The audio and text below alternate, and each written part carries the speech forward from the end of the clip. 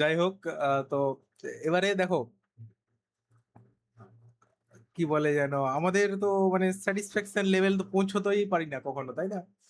তবু আবার চেষ্টা করব যাতে করে স্যাটিসফাইড হই। এবারে দেখো আমাদের যে মেন লক্ষ্য, যার যেমন হয়েছে, আমি আর যাচ্ছি না, কারণ অনেকেরই হয়তো মানে এই যে স্যাটিসফ্যাকশন লেভেলটা হয়তো ক্রস করনি, মনে মনে ভাবছো যে হয়তো পাস করে যাবে, ঠিক আছে? তো তবুও ধরো এবারে দেখো যা হয়েছে, তুমি যাই করো না কেন, যেমন এক্ষুনি একটা স্যার এসেছিলেন আমার সাথে দেখা করতে, তো আমি জিজ্ঞাসা করলাম যে স্যার কেমন কি খবর, মানে কি মনে হচ্ছে ডাব্লিউবিসিএস এর? তো বলছি যে ডাবল ডিজিট পার করবে না, কাট অফ ডাবল ডিজিট পার করবে না।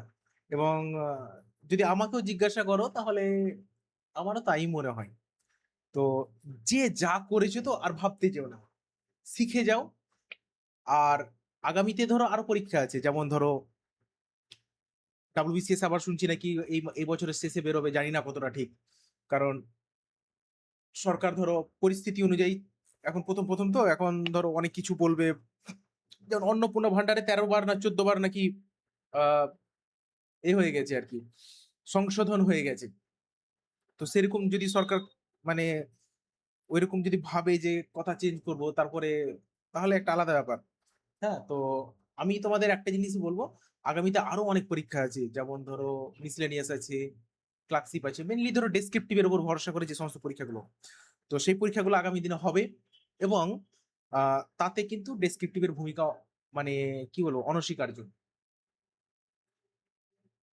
এবারে বলো, এতদিন আমি তোমাদের পড়ালাম, যা কিছু পড়িয়েছি, কতটা শিখেছো আমাকে বলো। যে স্যার এতটা আমি শিখলাম, বা মনে হলো যে না শিখতে পারবো, শিখতে পেরেছো? আগের থেকে একটুখানি কি ইমপ্রুভমেন্ট হয়েছে? যদি না হয় তাহলে আমি গতানুগতিক বাকি মাস্টারদের মতো ফরম্যাট দিয়ে রেখে দেবো, আর এত কষ্ট করে পড়াবো না তোমাদের। কি অরিন্দম?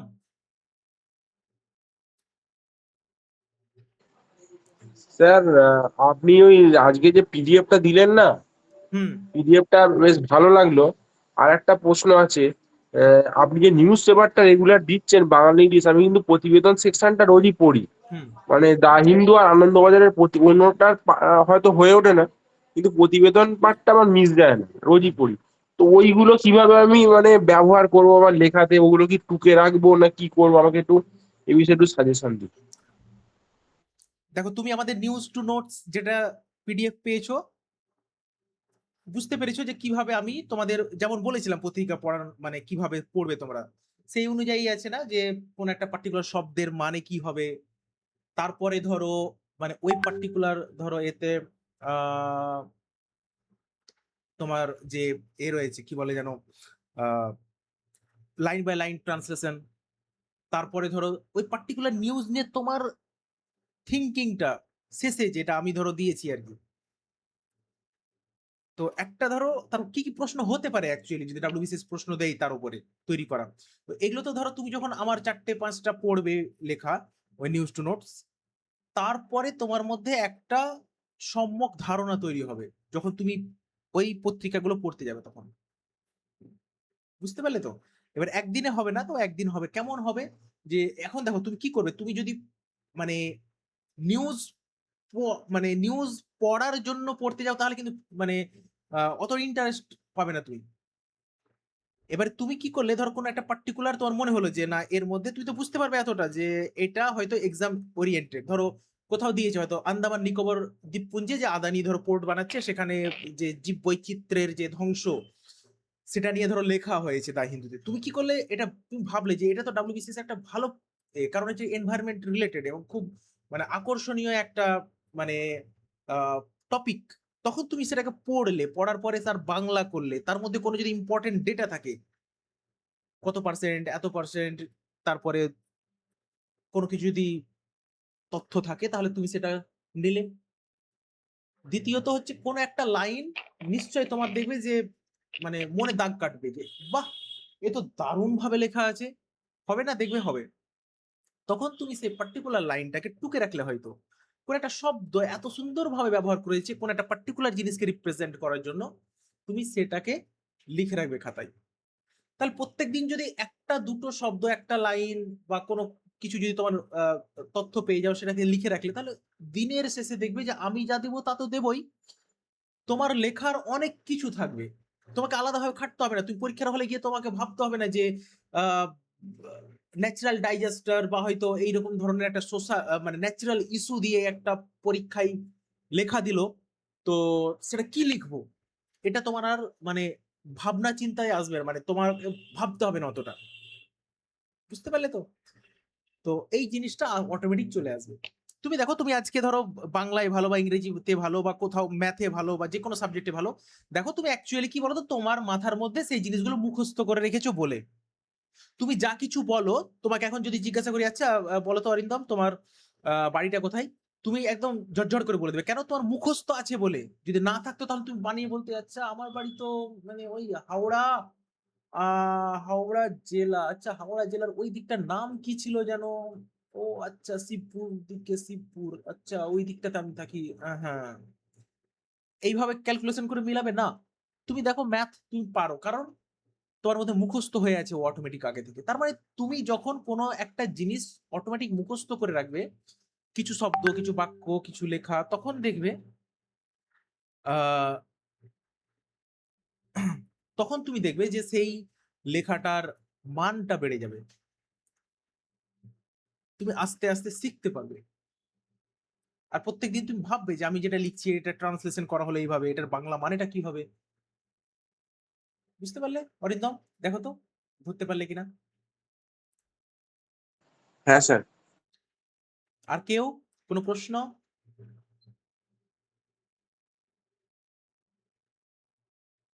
অর্পিত, কেমন পরীক্ষা হয়েছে তোমার?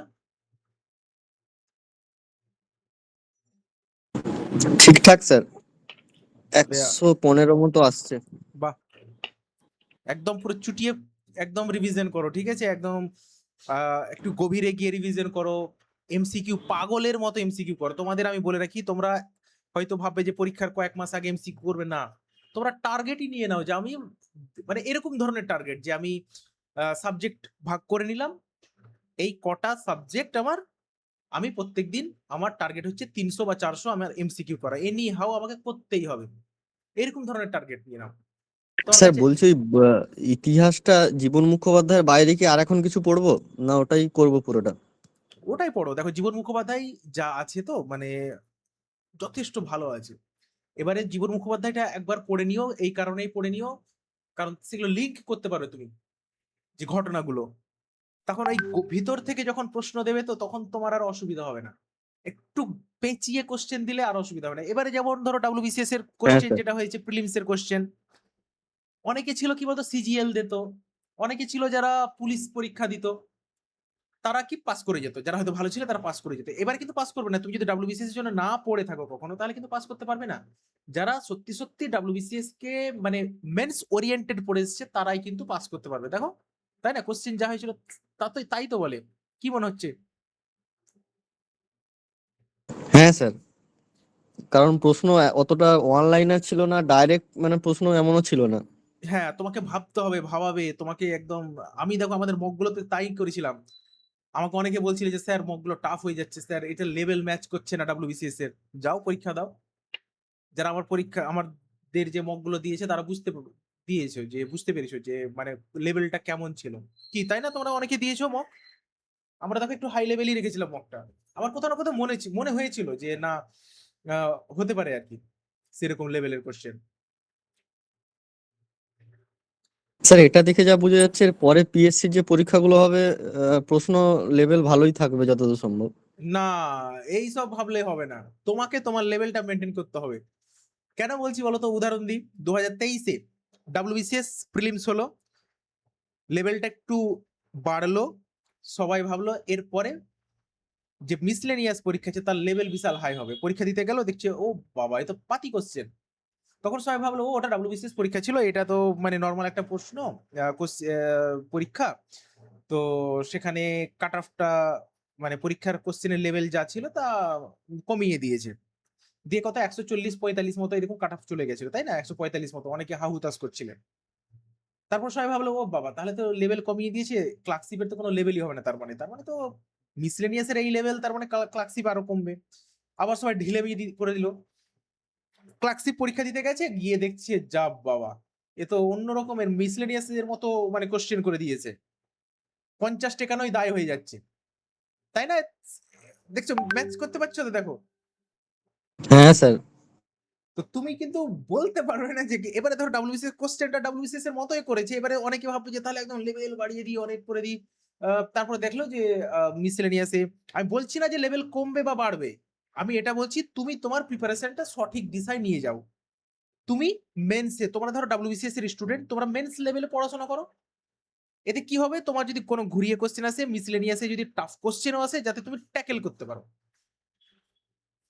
এবার আগে কি হতো, একটু ভাষা ভাষা জ্ঞান, কেউ হয়তো এমসিকিউ তে তুখোড়, সে কি হলো, পুলিশের জন্য খাটছিল, এমসিকিউ দারুণ পারে, ডাব্লিউবিসিএস পুলিশ পাস করে মেন্সে গিয়ে ইন্টারভিউ পর্যন্ত দিয়ে চলে এলো, হয়তো ডি গ্রুপে পেয়েও গেল, এরকমও হয়েছে। এখন পাবে না, এখন তোমাকে ওই ভাষা ভাষা জ্ঞান অনলাইনার পড়ে, তারপরে লুসেন্টের অনলাইনার পড়ে, আর উমুকের অনলাইনের পড়ে ওই হবে না, তোমাকে ইতিহাসটা জানতে হবে, তোমাকে যে অ্যাকচুয়ালি হয়েছিলটা কি, গভীরে একটুখানি জানতে হবে, তোমাকে জিওগ্রাফিটা ম্যাপ ম্যাপ দেখে দেখে পড়তে হবে, জানতে হবে, তোমাকে মেলাতে হবে যে অ্যাকচুয়ালি ব্যাপারটা কি। তুমি এখন আর ওই ডাইরেক্ট কোশ্চেন পাবে না যে ওই জিনের গঠনগত আর কার্যগত একক কি, এখন তোমার দিয়ে দিবে যে কোন ফেজে তোমার এ হয়েছিল আর কি, তোমার হচ্ছে যে যেন যাই হোক, ধরো বিভিন্ন রকম ফেজ আছে, হ্যাঁ, গঠনগুলো কি হয়েছিল, তো এই যে গভীরতা, যা কোশ্চেন দিয়েছে তার নিট লেভেলের কোশ্চেন, তাই না? তো তোমাকে একটুখানি তো ভেতরে ঢুকতেই হবে। আর তাছাড়া স্বাভাবিক, দেখো তুমি ডাব্লিউবিসিএস অফিসার হবে, আর একজন সাধারণ ছেলে, সবাই দেখবে যে তুমি 5 বছর 6 বছর ধরে প্র্যাকটিস করছো, তোমার লেভেল ভালো আছে, তুমি পরীক্ষা দিচ্ছ, তুমি 115 পেতে তোমার ঘাম ছুটে যাচ্ছে, আর একটা ছেলে প্রথমবার বসলো, কোশ্চেনের লেভেল এমন হলো যে সেও ধরো 120 পেয়ে গেছে, তোমাকে বলছে হ্যাঁ 5 বছর ধরে কোচিং নিচ্ছে, কি করলে তুমি দাদা, 130 পেয়েছো, আমি তো প্রথমবার বসেই তো 120। ওইটা এখন আর বগল বাজানোর সময় হবে না ওদের কাছে, তাই না? একদম পুরো মুখ থুবড়ে পড়বে। কি মনে হচ্ছে তোমাদের? স্যার দেখুন, যারা টেক্সট বই পড়েছে তাদের কোনো সমস্যা হওয়ার কথা নয়, কিন্তু ওই সাজেস্টিভ পড়ে গেছে যারা, শুধু পিআইকিউ করে কিছু মানে বেছে বেছে পড়ে, তাদের সমস্যাটা মেন হবে, এটা আমি যা বুঝে গেছি। কারণ সাজেস্টিভ পড়ে ওরকম বেরাবে না। দেখো, যাদের ভিত মজবুত থাকে তো তাদেরকে কখনো টলাতে পারবে না, বুঝতে পারলে তো? আর ভিত্তি যদি তুমি বলো তো, যে ইন্ডিয়ান ন্যাশনাল কংগ্রেসের ভিত্তি মজবুত, তো ওই জন্য দেখো এখনো পর্যন্ত এই দল ওই দলে সব যাচ্ছে, কিন্তু নড়াতে পারেনি, এখনো শেষ করতে পেরেছে পারেনি, কিন্তু টিএমসির ভিত্তিটাই তো নেই, ওই জন্য দেখো প্রায় শেষ হতে গেছে, যে সমস্ত রিজিওনাল পার্টিগুলো দেখো প্রায় শেষ হতে গেছে, বুঝতে পারছো তো উদাহরণটা? বুঝতে পারলে? ওই জন্য ভিত্তিটা মজবুত তোমাকে করতে হবে। ক্লিয়ার? ভিত্তি মজবুত না হলে সমস্যা আছে।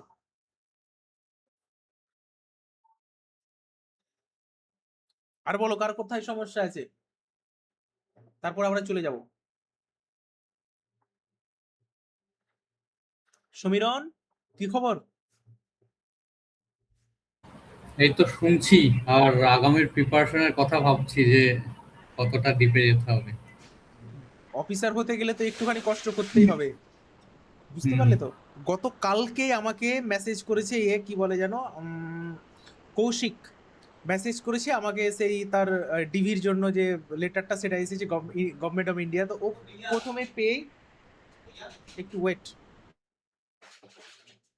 হ্যাঁ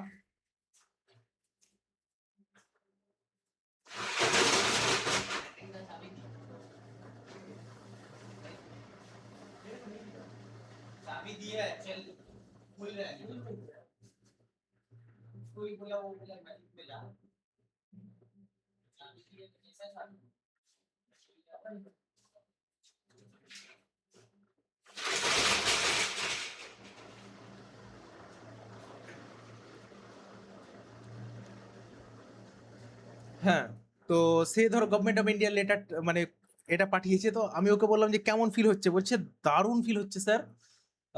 তো আমি ওকে বললাম যে তাহলে তোমার এটা মানে কেমন, মানে প্রথমে কি মনে হয়েছিল পেয়ে, বলছে স্যার আমি প্রথমে পেয়ে মানে প্রায় কেঁদে ফেলেছি, আর পাওয়ার পরে জাস্ট আমার এটাই মনে হচ্ছিল যে আমি কত রাত জেগেছি, কত রাত এরকম ঘুমোইনি আমি, পাগলের মতো পড়ে গেছি, এমসিকিউ করেছি। আর সবচেয়ে কষ্টের কথা মানে সেই দিনগুলোর কথা মনে পড়ছে স্যার, জানেন তো আমি মানে বছরের একটা দিন দুর্গাপুজো, আমি মেসের সব ছেলে চলে গেছিল, দুর্গাপূজায় আমি শুধু একাই পাগলের মতো পড়েছিলাম। আর যারা গেছিল তারা দেখুন মানে এখনো চাকরি পাইনি, আর আমি দেখুন আজকে চাকরি পেয়ে গেছি। বুঝতে পারছো তো, মানে আমি তোমাদের বলছি না যে তোমরা সব স্যাক্রিফাইস করো, আমি এটা চাইও না, ঠিক আছে, এটা চাইও না। হ্যাঁ, তো আমি শুধু এটাই চাই যে তোমরা মানে সঠিক পরিশ্রম করো, প্রত্যেকদিন একটু একটু করে করলেই হবে। কিন্তু সে যখন বললো তখন কত ভালো লাগছে, তাই না? যে একটা ধরো ওপরের চিঠিতে লিখেছে গভর্নমেন্ট অফ ইন্ডিয়া, তারপরে তাকে সম্বোধন করে বলছে যে জয়েনিং মানে তার যে বেসিক যে আছে সেগুলো পূরণ করার জন্য আস্তে আস্তে। খুব ভালো। অরিন্দমের নিশ্চয়ই অভিজ্ঞতা আছে। অরিন্দম, স্যার আমার তো ইমেল এসেছিল। ইমেল এসেছিল, চিঠি আসেনি? কি মনে হয়েছিল ইমেলটা পেয়ে? তুমি জানতে প্রথমে, তাই তো, যে না আমার তো না, সেটা তো স্বাভাবিক, প্রথমে তো রেজাল্ট বেরিয়েই গেছিল। কি ডিপার্টমেন্ট পাবো সেটা জানতাম না। আচ্ছা আচ্ছা। তো মানে প্রথমবার রেজাল্টটা যখন দেখলাম তখন আনন্দ বেশি হয়েছিল, ডিপার্টমেন্টটা পেয়ে একটু আনন্দটা কমে গেল। ভালো ডিপার্টমেন্ট পেলে আরো ভালো আনন্দ হতো। যাক, তো তোমাদের আমি চাই যে তোমরা সেই আহ সেই অনুভূতিটা তোমরা প্রত্যেকেই অনুভব করবে, আমি আশা করছি। যাক, তাহলে আমরা শুরু করি আমাদের বহু প্রতীক্ষিত ক্লাসগুলো তাড়াতাড়ি শেষ করতে হবে আমাদের, আমরা অলরেডি লেটে স্যার চলছি। আমি একটা কথা বলবো স্যার। হ্যাঁ শুনছি, তা বলো। হ্যাঁ স্যার, আমার একটা সমস্যা হচ্ছে যে মানে আমি প্রিপারেশন যেমনই নিই, ভালোই নিই মন্দই নিই বা যেমনই নিই, মানে খুব ভালো নিলেও হয়, খুব মোটামুটি নিলেও হয়, ঠিক পরীক্ষার 2 সপ্তাহ আগে থেকে আমার মধ্যে এত টেনশন কাজ করে যে টেনশনটা রিলিজ করবার জন্য না আমি একদম পুরো হাল ছেড়ে দিই। ঠিক আছে, এরকম এটা কেন হয় আমি বুঝতে পারি না। আমি এর আগেও যখন পরীক্ষার আগেও ভাবলাম আপনাকে জিজ্ঞেস করবো যে এটা আমার কি সমস্যা। তারপর আমি এআই এ কোয়েশ্চেন করেছিলাম যেটা আমার কেন হয়, এই চাপটা কেন হয়। দিয়ে বলছে যে এআই থেকে আর কি অ্যান্সার আসছে যে এটাকে একটা কিছু বলা হয়, সাইকোলজি টার্মে একটা কিছু আছে এটা।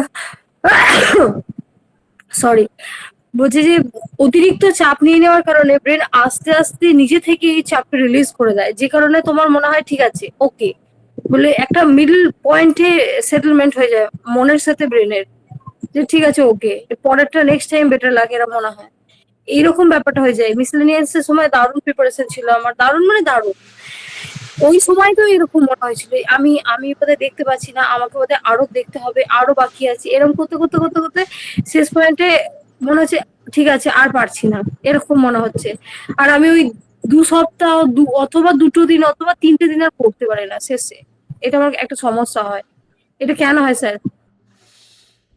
হ্যাঁ দেখো, ব্যাপারটা বা হচ্ছে এটা কাটাবোই বা কিভাবে? সিম্পল, একদম পুরো একদম সিম্পল ব্যাপার।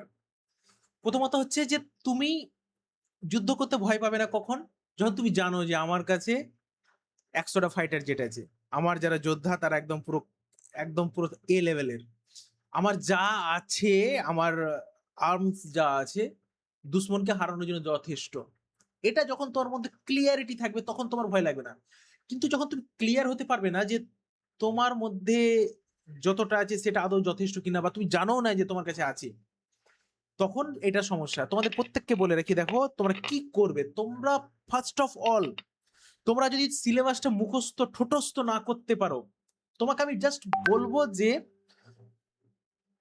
ইন্ডিয়ান ন্যাশনাল মুভমেন্ট তোমার মাথাতে পুরো ঝরঝর ঝরঝর করে একদম পুরো চলে আসবে। তোমরা দেখো না সাউথ ইন্ডিয়ান মুভি বা কোনো হলিউডের মুভি, স্ক্রিনে ট্যাপ করছে আর সব একদম আস্তে আস্তে সবকিছু একদম চলে আসছে পরপর পরপর, যেটা কোডিং এর মতো ফরম্যাটে।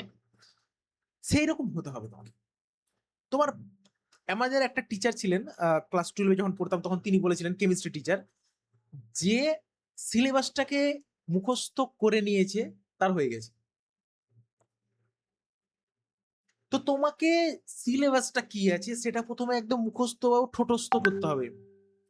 তারপরে তোমাকে কি করতে হবে, তারপরে তুমি সেই সিলেবাসটা নিয়ে নাড়াঘাটা করলে ভালো করে তুমি ঠিক কতটা পড়বে কতটা বাদ দেবে সেটা তোমাকে জানতে হবে। সিলেবাসের সিলেবাসের প্রত্যেকটা জিনিস কিন্তু ইম্পর্টেন্ট নয়। তোমাকে গ্রুপ অনুযায়ী সাজাতে হবে যে এই এই জায়গাগুলো আমি সাজাবো, পড়বো। ঠিক আছে, একটু ওয়েট।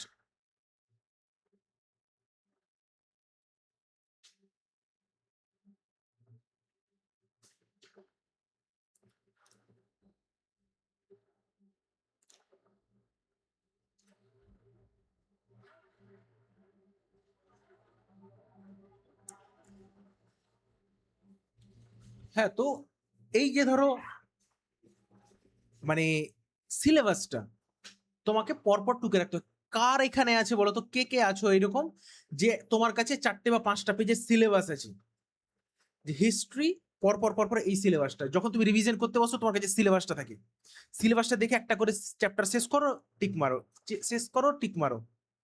কে কে করো?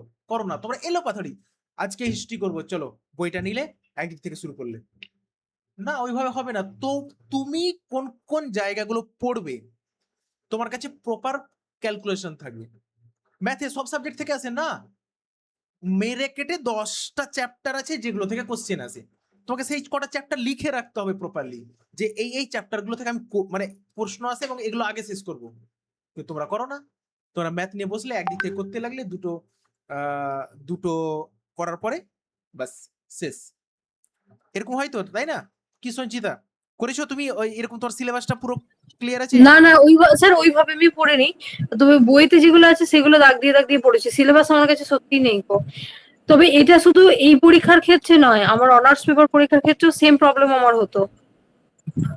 হ্যাঁ, অ্যাকচুয়ালি কি বলতো, যে তুমি যতক্ষণ পর্যন্ত না জানতে পারবে যে তোমার কতটা হয়েছে না হয়েছে, তখন মনে হচ্ছে কিছুই হয়নি এরকম মনে হবে। না না স্যার, আমি মিসলেনিয়াসে চূড়ান্ত প্রিপারেশন নিয়েছিলাম, মিসলেনিয়াসে পাসও করেছি প্রিলিমিনারিতে, তার তার সত্ত্বেও আমার হয়েছে, মানে চূড়ান্ত প্রিপারেশন নেওয়ার পরেও আমার ওই টেনশনটা কাজ করেছে। আমি বুঝতে পারি না ওটা কি কারণে হয়, আমি নিজেও জানি না। দেখো, প্রথমত তোমাকে মন থেকে সরাতে হয় যে তুমি পারো না, বা তোমার ভয় লাগছে, তোমার সিলেবাস শেষ হয়নি। হ্যাঁ হ্যাঁ, ভয়টা আমার ভীষণ কাজ করে, মন সিলেবাস শেষ থেকে এটা সরাতে হবে, এটা সরাতে হবে যে আর তুমি না পারবে। হলেও কাজ করে। তোমার মধ্যে যদি কনফিডেন্স না থাকে তাহলে তুমি কিন্তু পারবে না। আমি যেমন একটা মানে ওই উদাহরণ দিচ্ছি, আজকেরই একটা উদাহরণ। আজকে আমি ইউটিউবে স্ক্রল করছিলাম, স্ক্রল করতে করতে ওই এখন তো জানো পকেট এফএম, তারপরে কি যেন কুকু এফএম, কি কুকু টিভি, তারপরে আরো সমস্ত ওই রিলস গুলো চলে আসে না, কোটিপতির ছেলে, বউ ঘর, মানে এই ধরনের রিলস ফিলস গুলো চলে আসে। তো তোমরা জানো যে অ্যাড গুলো আসে অনেক সময়, ইউটিউব ফেসবুক সব সময় যায়। তো আমি ইউটিউবে স্ক্রল করছিলাম, তো স্ক্রল করতে করতে একটা ওইরকম ভিডিও হলো যেখানে আহ এরকম ছিল। আমি 5 মিনিট মধ্যে এরকম দেখলাম যে একটা ছেলে, সে ধরো বিয়ে করে, তাকে জোর জবরদস্তি একটা বড়লোকের মেয়ের সাথে বিয়ে দিয়ে দেওয়া হয়েছে, সে একজন অনাথ, ঠিক আছে? তো সে জানতো না, ঠিক আছে, সে মানে তাকে অপমান করতো, তাকে বন্ধুরা বুলি করতো, তার আত্মীয় স্বজন বুলি করতো, কারণ একজন ডেলিভারি বয় আবার অনাথ, এরকম ছিল, তার কোনো স্ট্যাটাস ছিল, সে জানতো না। তো সে সবসময় চুপচাপ থাকতো, তার রাগ হতো প্রচুর, কিছু বলতে পারতো না। এইবারে একদিন হঠাৎ করে মানে তার বাবা যখন মারা যায় তখন তার হাতে একটা আংটি দিয়ে দেয়, দিয়ে সেই আংটিটাতে টাইগার লেখা আছে। তো সে বুঝতে পারে যে আরে বাপরে, মানে তার বাবার যারা সহচর তাকে চিনতে পারে, তাকে বলে অনেকদিন ধরে খুঁজছি, পাচ্ছি না। তখন তার আংটি দেখে তার বিশাল সম্মান, ওকে বললো যে দেখো তোমার নামে 18,000 কোটি টাকার সম্পত্তি আছে, তুমি হচ্ছে আমাদের ওয়ারিস, তোমার এই তোমার ওই তোমার মানে তুমি হচ্ছে একজন সেরা লোক। তখন তার যে কনফিডেন্স, মানে সত্যি টাইগার হয়ে গেল। যারা বুলি করতো, তার হাঁটা চলার মানে তার কথা বলার অ্যাটিটিউড, শ্বশুর বাড়িতে ভাবছে যে কি ব্যাপার, হঠাৎ করে এরকম অ্যাটিটিউড হয়ে গেল, আগে জবাব দিত না এখন জবাব দিচ্ছে, কথা বলার ধরন আলাদা। বন্ধুরা বলছে যে কি ব্যাপার, মানে এইরকম হয়ে গেল হঠাৎ করে, মানে পকেটে হঠাৎ করে টাকা চলে এসেছে, সে তার পাওয়ারটা বুঝতে পেরেছে। তো তুমি যেদিন না তুমি বুঝতে পারবে তুমি কে অ্যাকচুয়ালি, তোমার মধ্যে কতটা জ্ঞান আছে, তুমি কি করতে পারো, তোমার যতক্ষণ পর্যন্ত না সেই কনফিডেন্সটা আসছে ততক্ষণ পর্যন্ত তুমি চাকরি কিন্তু পাবে না, আমি কিন্তু একদম বলে দিচ্ছি। তুমি যদি মনে করো ভাষা ভাষা জ্ঞান, ভাষা ভাষা তোমার জিনিস আছে, সেই নিয়ে তুমি চাকরি পাবে, একদম খুবই টাফ হয়ে যাবে, বাই চান্স কিন্তু কিচ্ছু হবে না। তো তুমি পড়তে পড়তে তোমার মধ্যে যেমন একটা ম্যাটেরিয়াল তৈরি হবে, তুমি যখন আস্ত একটা WBCS অফিসারের মতো জ্ঞান অর্জন করে নেবে, তখন তোমার কে আটকাই? এরকম হয় না, দেখো না, যারা চাকরি পাচ্ছে তারা প্রত্যেকটা পরীক্ষায় চাকরি পাচ্ছে, যারা WBCS অফিসার এইবার ডিএসপি পেলো, তো ওইবার এক্সিকিউটিভ, তার আগের বার আবার রেভিনিউ পেয়েছিল, প্রত্যেকবার 3 বার 4 বার করে ওরাই ঘোরাঘুরি করছে, হয় না? অ্যাকচুয়ালি কি বলতো, যে ওরা সেই লেভেলটাতে পৌঁছে গেছে, ওরা জানে যে বসলে 130 প্রিলিমসে কোনো কথাই হবে না, না পড়ে দিলেও 130 পাবে। তোমার মধ্যেও সেম কনফিডেন্সটা আনতে হবে। আর সেটা আসবে কখন? যখন তুমি জানতে পারবে যে তোমার মধ্যে কি আছে।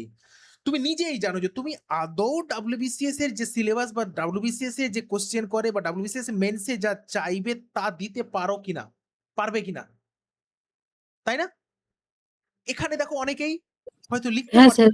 এখানে অনেকে হয়তো লিখতে পারছো না, সেই কনফিডেন্সটা নেই, কিন্তু যেদিন লিখতে লিখতে তোমার কনফিডেন্স চলে আসবে কিনা, সেদিন তোমার ঘুম থেকে তুলে দিলেও দেখবে তোমার সেই কনফিডেন্সটা চলে আসবে। তুমি দেখেছো যারা লেখালেখি করে, যারা টপার, তাদের যদি খাতা কখনো দেখে থাকো তাহলে বুঝতে পারবে যে তাদের যে হাতের লেখা, তাদের যে উপস্থাপন ক্ষমতা, তার কনফিডেন্টলি লেখে। তুমি কিন্তু পারো না।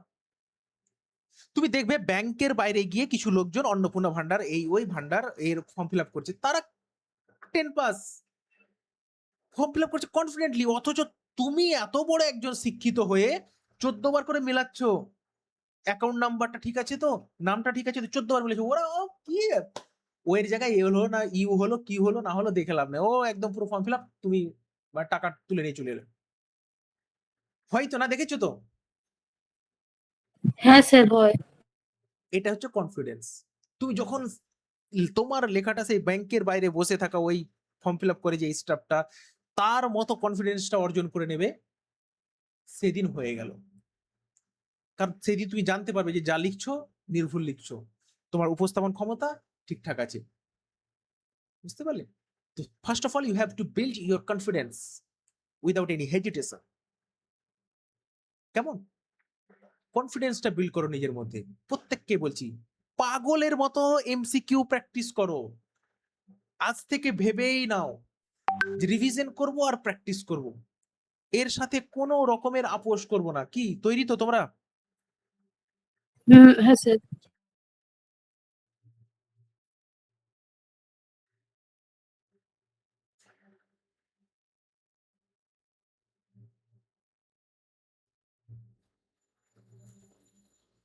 তো এই জায়গাটা করতে হবে, কি হবে তো নাকি? আসিফ কি বলছে? হ্যাঁ স্যার, হবে স্যার। একদম কাউকে দেখতে যাবে না তুমি। আমাদের আমি যখন পড়তাম, তো আমাদের এইচএস এ যখন পড়তাম তখন একটা, মানে আমি 11-এ পড়তাম তখন একটা দাদা পড়তো এইচএস এ, মানে 12-এ। তো সেই দাদাটা রানিং ইয়ারেই ও মেডিকেল পেয়েছিল, এনআরএস এ ডাক্তারি পেয়েছিল, তারপর এখন ধরো বড় একটা ডাক্তার আর কি, গাইনোকোলজিস্ট। তো সেই দাদাকে দেখতাম জানো তো, মানে যারা জয়েন্টের কোচিং নিচ্ছে তাদের থেকে বেশি এমসিকিউ করতো। তো তার নামই হয়ে গেছিল এমসিকিউ। বুঝতে পারছো তো? তো সেই দাদাকে আমরা এমসিকিউ দাদা, এমসিকিউ দাদা বলে ডাকতাম, মানে এত এমসিকিউ করতো। তো তোমরাও বাড়িতে এত এমসিকিউ করবে, এত এমসিকিউ করবে প্র্যাকটিস, যাতে একটাও এমসিকিউ মানে এদিক মানে না ছুটে। তোমাকে বলবে যে পাগল হয়ে গেলি নাকি, তোমার এমসিকিউ বইটা দেখলে তোমার মনে হবে যে আরে বাপরে, এ তো চরম করেছে। এখানে দেখো খুব কমই আছে যারা হয়তো কোনো এমসিকিউ বই কিনেছো এবং সেটাকে একদম ভালোবাসার সাথে একদম প্রত্যেকটা কোশ্চেন করেছো এবং শেষ করেছো না। ইনফ্লেশন ধরলে শেষ করলে, তারপরে হয়তো ওইদিকে মোগল চ্যাপ্টারটা ধরলে শেষ করলে, হ্যাঁ হয়ে গেল, হয়ে গেছে, চল কোনো এটা মনে হচ্ছে ঠিকঠাক নেই, চলে কোনো একটা কোচিং সেন্টারের এই নিয়ে। আবার কেউ হয়তো বললো, হয়তো ডালিয়া হয়তো বললো অর্পিতকে যে এই শোন ওই কোচিং এর জানিস তো ওই নোট ওই এমসিকিউ বইটা খুব ভালো। ও আচ্ছা তাই তো, দেখি তো, হ্যাঁ সত্যি তো ভালো, এটা নিতে হবে, এটা থেকে প্র্যাকটিস করতে হবে। তারপর হয়তো সমীরন হয়তো বললো আসিফকে, আসিফ এই যে দেখ এই কোচিং সেন্টারের একটা এমসিকিউ ভালো পেয়েছি। আসিফ বললো, তাই তো, দেখ ভালোই তো লাগছে, কিন্তু ওর কাছে যেটা আছে তার মোটামুটি 90% কোশ্চেন ম্যাচ করবে, অথচ কি ওই কে বলে দিল, দেখে নিল নতুন লঞ্চ হয়েছে ওটা করতে লাগলো। এর খুব কমই আছো তাই না, যে এমসিকিউটাকে একদম মানে প্রপার ওয়েতে শেষ করেছো। কে আছো বলো তো, যে একবারে থেকে দুবার একদম পুরো ভালোবাসার সাথে শেষ করেছো? কেউ পাবে না। অথচ আমি গ্যারেন্টি দিচ্ছি মেন্স আস্তে আস্তে তুমি যদি 10 বার এমসিকিউ বইটা শেষ করতে পারো একদম ভালোবাসার সাথে, তোমার যেটাই আছে না কেন এমসিকিউ বই, তাহলে তোমাকে কে আটকায়? বুঝতে পারলে? কি বলছো, হবে?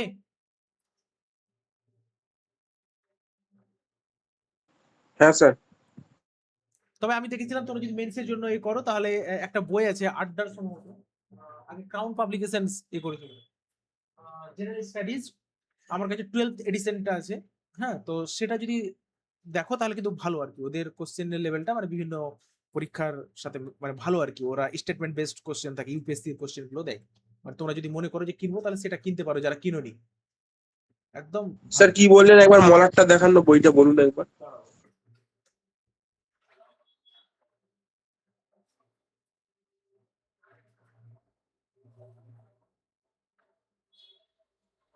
এই যে দেখো, দেখেছো, দেখতে পাচ্ছ?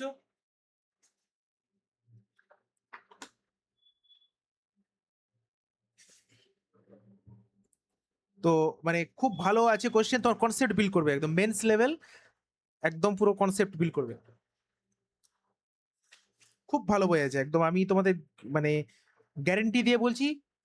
হ্যাঁ, যে এই বইটা করলে তোমার মানে শুধু এই বইটাই যদি করো তাহলে তোমার প্রায় 21,000 প্লাস কোশ্চেন আছে, এনসিআরটি বেসড সব, ঠিক আছে? বিভিন্ন যে মানে ইম্পর্টেন্ট কোশ্চেন গুলোই আছে এবং সব ধরনের কোশ্চেন আছে, অনলাইনারে যেমন পাবে তেমন তোমার মানে ভাবাবে এরকম কোশ্চেনও আছে। বুঝতে পারলে? বোঝা গেল? হ্যাঁ স্যার। দেবরঞ্জন কি খবর? দেবরঞ্জনের পাত্তা পাওয়াই যায় না। দেবরঞ্জন শুনতে পাচ্ছ? খুব ব্যস্ত নাকি? স্যার একটু বাইরে আছে। আচ্ছা আচ্ছা, যাই হোক। তো দেখো এর আগের দিন আমরা কি করিয়েছিলাম, কতটুকু পর্যন্ত করিয়েছিলাম বলো তো একবার, মনে আছে?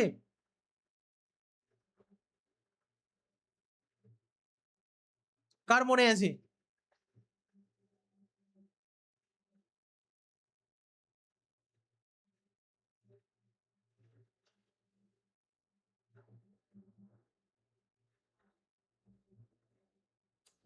কারো মনে নেই?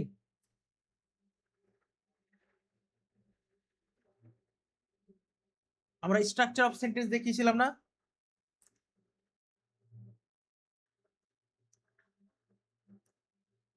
কি বলছো? স্ট্রাকচার অফ সেন্টেন্স দেখিয়েছিলাম তো? হ্যাঁ স্যার, হ্যাঁ স্যার। হ্যাঁ সেটাই। ডালিয়া কতদূর পর্যন্ত করিয়েছিলাম বলো তো আমাকে একবার। স্ট্রাকচার অফ সেন্টেন্স করিয়েছিলেন, এবার বাদ দিতে হবে, কোথায় করতে হবে সেগুলো বলে দিয়েছিলেন। আর সেন্টেন্স ওই সিঙ্গেল কমপ্লেক্স জাস্ট নামটা লিখেছিলেন। হুম,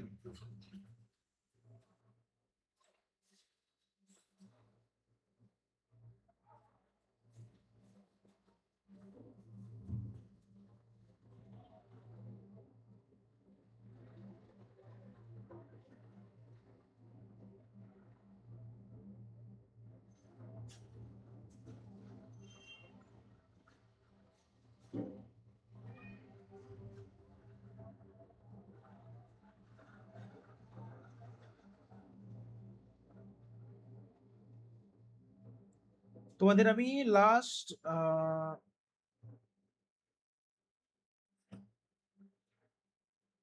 যে বিভিন্ন যে ভাগ ছিল, ইম্পারেটিভ সেন্টেন্স, অ্যাসার্টিভ সেন্টেন্স, এই পর্যন্ত করেছিলাম না?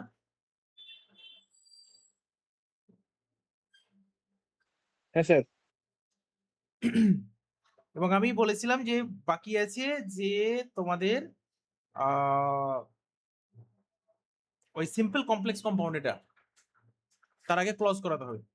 যাই হোক, আচ্ছা এর আগের দিন আমি যেটা করিয়েছিলাম তার মধ্যে একটা জিনিস ছিল যে আমরা অক্সিলারি ভার্ব কখন ব্যবহার করতে পারবো বা কখন কখন অক্সিলারি ভার্ব ব্যবহার করি, আর কখন ওমিট করতে পারবো কোন একটা বাক্যে। কে বলবে বলো এটা একটু?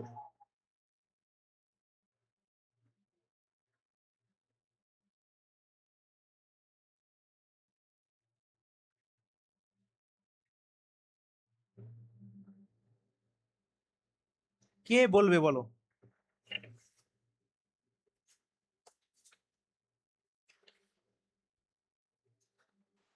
বলবো স্যার? হ্যাঁ বলো। স্যার বলছিলাম যেখানে স্যার অমিট করতে পারবো সেগুলো স্যার হলো অ্যাসার্টিভ, অ্যাফার্মেটিভ, আর স্যার ইনডেফিনিট। আর স্যার যেখানে যেখানে স্যার মানে আমরা করতে পারবো না, অমিট করতে পারবো না, সেই জায়গাগুলো হলো sir perfect tense, continuous tense, তারপরে হলো প্যাসিভ ভয়েস, আর আপনার নেগেটিভ সেন্টেন্স, ইন্টারোগেটিভ সেন্টেন্স, আর স্যার মডেল এপিসোড। সত্যি কি তাই? দেখো তো। স্যার এটাই তো পড়েছিলাম স্যার। কোথায় অপোজিটটা বললো, কি বললে? মানে যেটা বাদ দিতে হবে সেটা বাদ দিতে হবে না বললো বোধহয়। হ্যাঁ, উল্টোটা বলে দিয়েছে ও। কে একজন ক্লিয়ারলি বলো তো, যে কখন রাখতে পারবো আর কখন রাখতে পারবো না অক্সিলিয়ারি ভার্ব।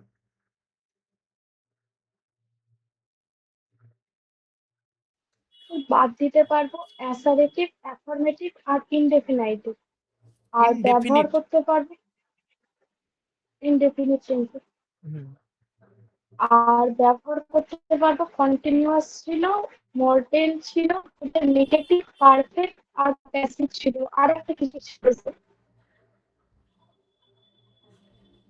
বাহ, অনেকটা বলেছো, বেশ ভালো লাগলো। হ্যাঁ, তো দেখো এবারে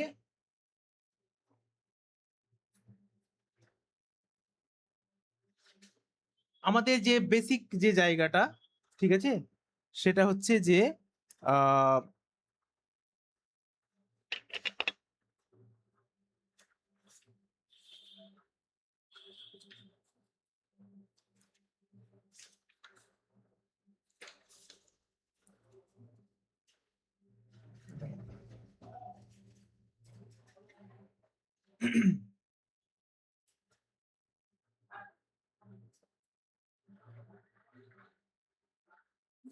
এই তোমাদের টেলিগ্রামটা কাজ করছে? বলেছে তো সরকার যে বন্ধ করে দেবে।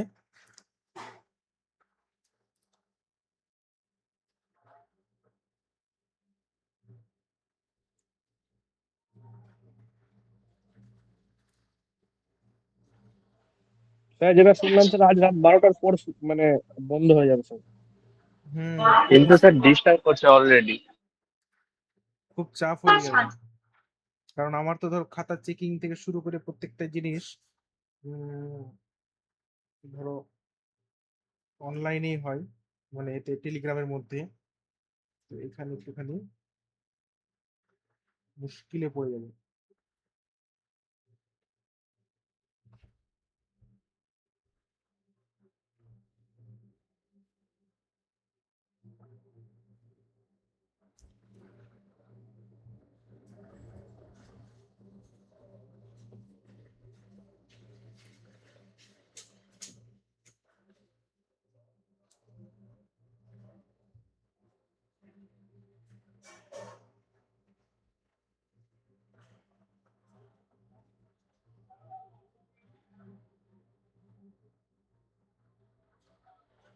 এবার আজকে যেটা করাবো সেটা হচ্ছে ইম্পর্টেন্ট একটা জিনিস, সেটা হচ্ছে প্রথমে জেনে নাও যে কে কে জানো, একটুখানি বলবে, হ্যাঁ, যে এই জায়গাটা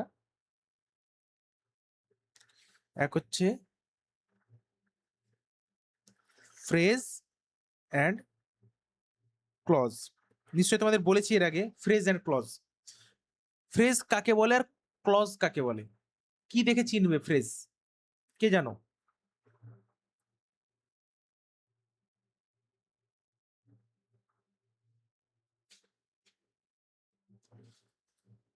দেখো, ফ্রেজ অ্যান্ড ক্লজ দুটোই হচ্ছে বাক্যাংশ, মানে বাক্যের একটা অংশ,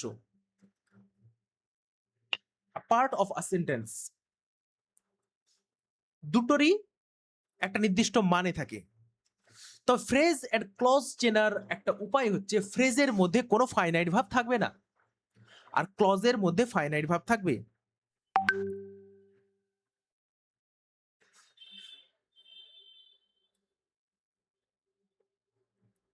এখানে কি বললাম?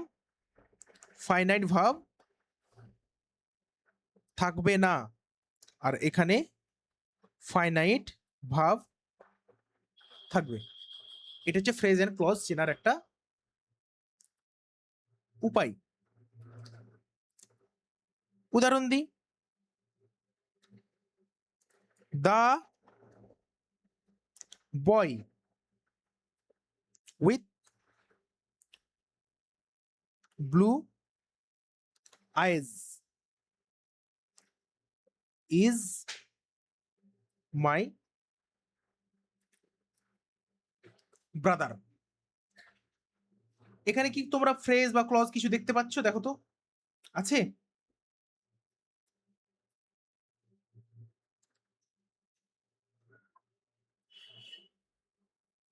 এখানে দেখো, একটুখানি লক্ষ্য করো, এই যে এই পার্টটা আছে না, দ্য বয় উইথ ব্লু আইজ, এই উইথ ব্লু আইজ যেটা আছে এটা হচ্ছে একটা ফ্রেজ। এই ফ্রেজের মধ্যে কোনো ফাইনাইট ভাব আছে? দেখো তো,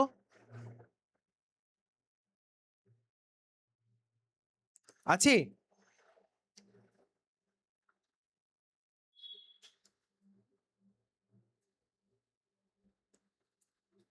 নেই। অথচ দেখো উইথ ব্লু আইজ এটা হচ্ছে একটা শব্দ সমষ্টি, তাই না? গ্রুপ অফ ওয়ার্ড যার নির্দিষ্ট মানে আছে। নীল চোখযুক্ত, না, নীল নীল নীল রঙের চোখ বিশিষ্ট, তাই না? এর মানে কি নীল রঙের চোখ বিশিষ্ট। এই যে গ্রুপ অফ ওয়ার্ড এর নির্দিষ্ট মানে আছে। এবার ফ্রেজের মধ্যে কি বলেছি আমি? এমন কিছু শব্দ সমষ্টি যে শব্দ সমষ্টির নির্দিষ্ট মানে থাকবে, অর্থ প্রকাশ করবে, কিন্তু কোনো ফাইনাইট ভাব থাকবে না। তাহলে এখানে কি ফাইনাইট ভাব নেই? তাহলে এটা হচ্ছে কি ফ্রেজ। তুমি দেখো এটাকে যদি বাদও দিয়ে দাও তাহলে কোনো প্রভাব পড়বে বাক্যে? The boy is my brother, কোনো রকমের সমস্যা নেই। The boy is my brother, একদম পুরো ক্লিয়ার। এবারে দেখো আরেকটা বলছি, একদম খুব ভালোভাবে দেখবে, কিন্তু ক্লিয়ার হওয়া চাই আজকে, ফ্রেজ আর ক্লজ নিয়ে যাতে কোনো রকমের সমস্যা না হয়।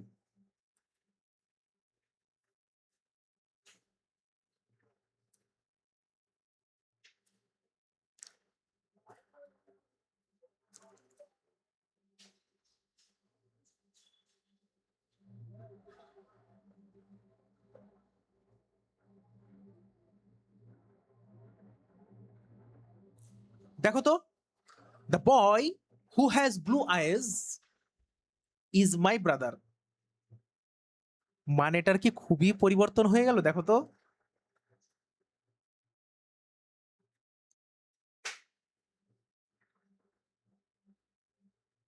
মানের পরিবর্তন হয়ে গেছে।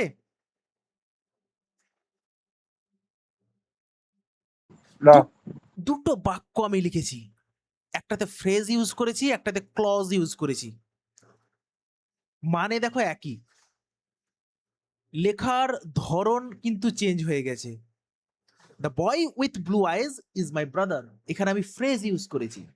ফ্রেজ কাকে বলে স্যার? যার যে যে সমস্ত শব্দ সমষ্টি যার মধ্যে কোনো ফাইনাইট ভাব নেই, এখানে ফাইনাইট ভাব। দ্বিতীয় দেখো, the boy who has blue eyes is my brother, এই যে হু হ্যাজ ব্লু আইজ এটা হচ্ছে ক্লজ। ক্লজ কেন স্যার? ক্লজটির মধ্যে দেখো হ্যাজ একটা ফাইনাইট ভাব, তাই না? আছে হ্যাজ ফাইনাইট ভাব, এই যেটা। আবার দেখো হু হ্যাজ, এই যে হু হ্যাজ ব্লু আইজ এটা হচ্ছে একটা বড় বাক্যের অংশ, মানে বাক্যাংশ। আমি তোমাকে প্রথমে বলেছি বাক্যাংশ। এবারে দেখো ফ্রেজ আর ক্লজ আমরা বাক্যে ব্যবহার করব। এতদিন তুমি জানতে না, বুঝতে পারতে না পার্থক্যটা, এখন তোমাকে আমি আলাদাভাবে দেখালাম। কিন্তু এরা কিন্তু আলাদা বাক্য নয়, কিন্তু এটা এটা মনে রাখবে, এদের মধ্যে কোনোটাই, মানে ফ্রেজ এন্ড ক্লজের মধ্যে কোনোটাই আলাদা আলাদা ভাবে এরা বাক্য নয়, এরা বাক্যের অংশ, কিন্তু বাক্যাংশ। ক্লিয়ার? দেখো সমীরণ ধরতে পারলে?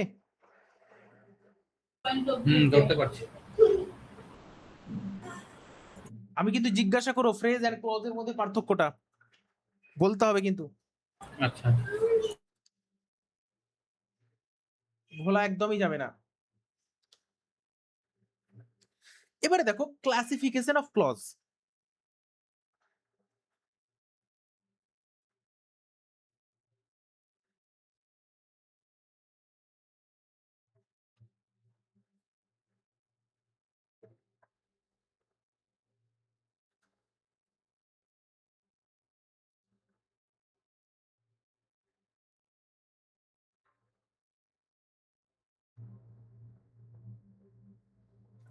ক্লাসিফিকেশন অফ ক্লজ, আমরা কি জানি ক্লজ মোটামুটি 3 প্রকারের, তাই না? প্রিন্সিপাল,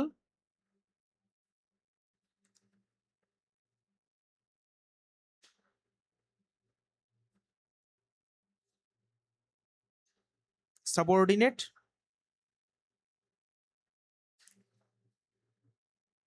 আর কি আছে, coordinate.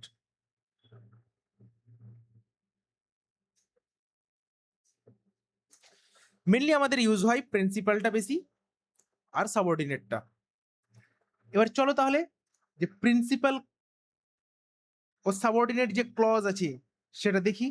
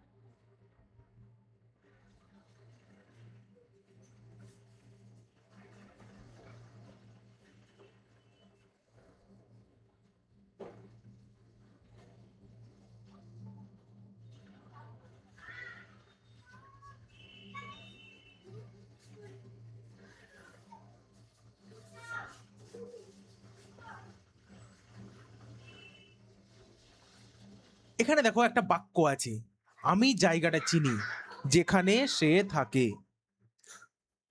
I know the place where he leaves. এখানে দেখো আই নো দ্য প্লেস একটা, আর হোয়ার হি লিভস। এখানে এই আই নো দ্য প্লেস এটা হচ্ছে প্রিন্সিপাল ক্লজ, আর হোয়ার হি লিভস এটা হচ্ছে সাবঅর্ডিনেট ক্লজ। ঠিক আছে, এটা হচ্ছে সাবঅর্ডিনেট ক্লজ।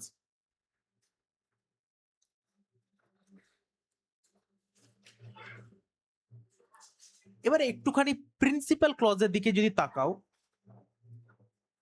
তাহলে লক্ষ্য করবে যে তুমি যদি প্রিন্সিপাল ক্লজকে তুলে নিয়ে এসে একটা বাক্যের মধ্যে ফেলো, মানে আলাদা করে বাইরে বের করে আনো, তাহলে তার আলাদাভাবে কিন্তু স্বাধীন, তাই না? একটুখানি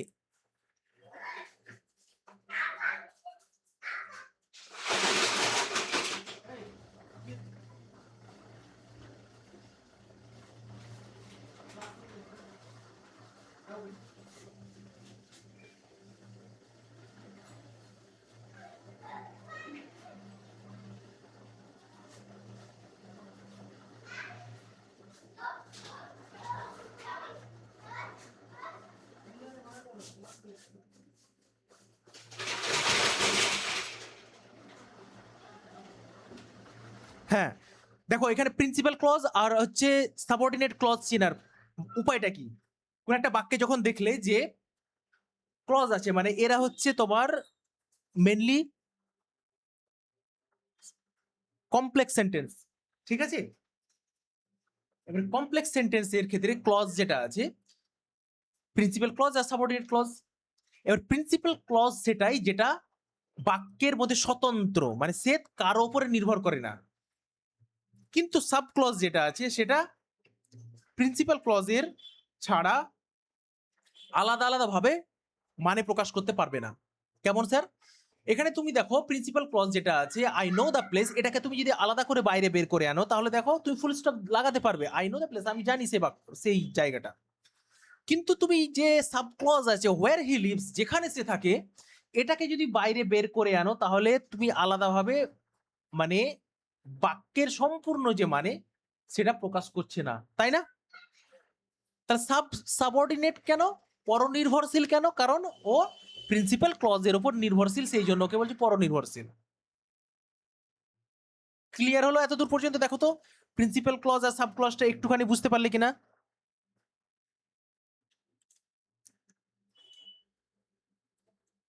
ধরতে পারলে?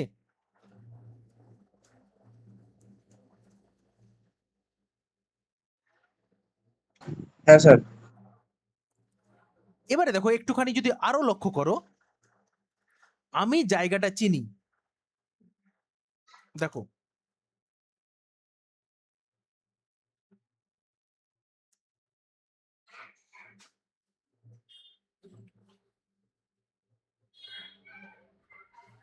আমি জায়গাটা চিনি, এটা নিয়ে আমি বলছি, ঠিক আছে? এখানে দেখো সাবজেক্ট কি আছে? আই। ফাইনাইট ভার্ব কি আছে?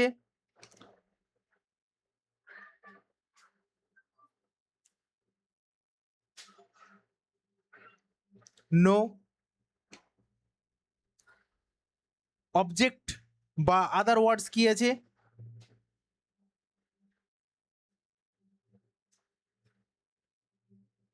The place.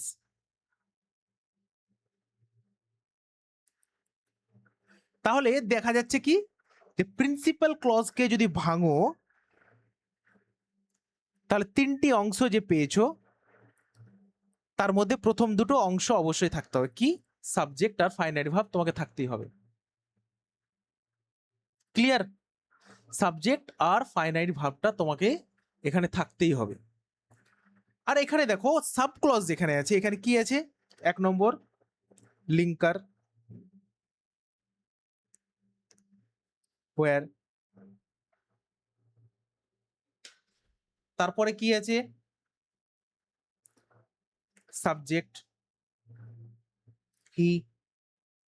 তারপরে কি আছে? Finite verb. ফাইনাইট ভার্বটা কি? Has build,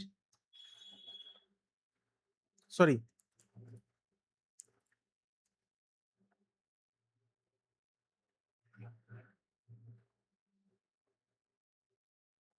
leaves. তাহলে দেখো এখানে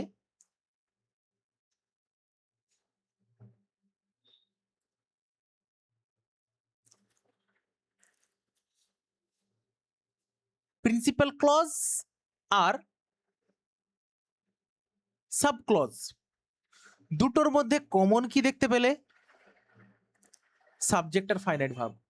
তার মানে ক্লজ হতে গেলে স্যার ফাইনাইট ভার্ব লাগবেই। কিন্তু এখানে এই যে লিঙ্কার লাগিয়ে দিয়েছে বলে কি হয়েছে স্যার, আমি আলাদাভাবে বাক্য গঠন করতে পারছি না সাব ক্লজের ক্ষেত্রে। দেখো ধরতে পারলে কি পারলে না?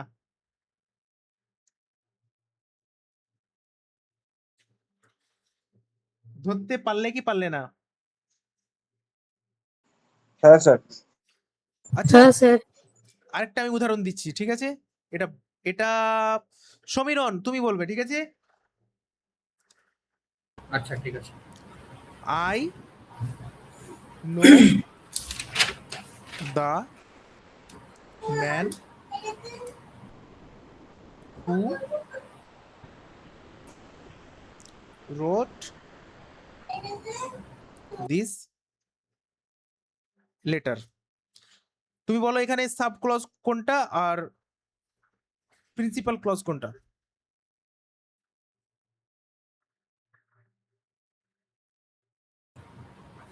I know the man.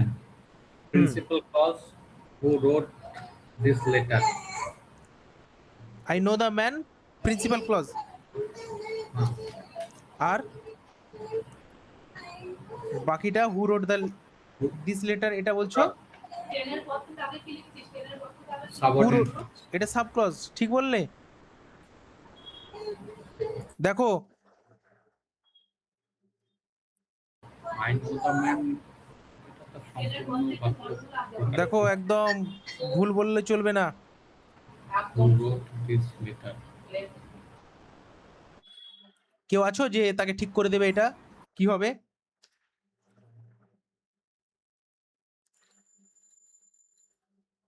পলি ঠিক বলেছে ও? ও বলছে আমি এতক্ষণ ধরে এত চেঁচিয়ে চেঁচিয়ে বললাম, শেষে ও এখন বলছে এত কিছু জানার পরে যে আই নো দা ম্যান হচ্ছে প্রিন্সিপাল ক্লজ। পলি শুনছো আমার কথা? হ্যাঁ স্যার। তারপরে আবার বলছে হু রোড দিস লেটার, এটা নাকি সাব সাব ক্লজ, ঠিক? হ্যাঁ স্যার ঠিক। পাক্কা? হ্যাঁ ঠিকই বলেছে।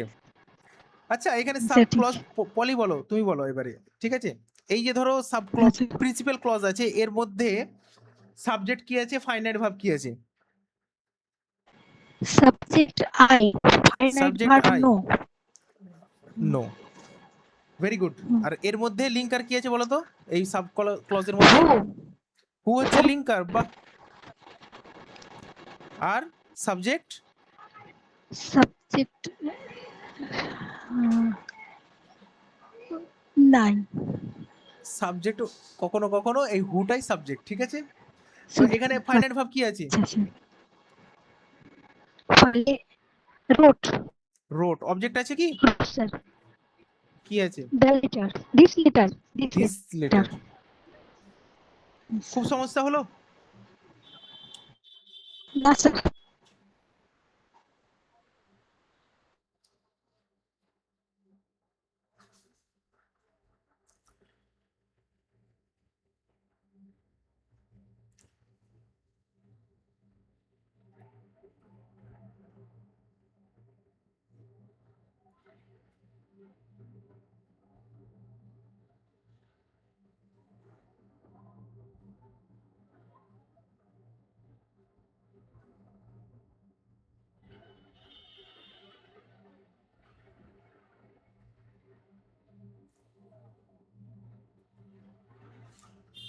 অরিন্দম বলো।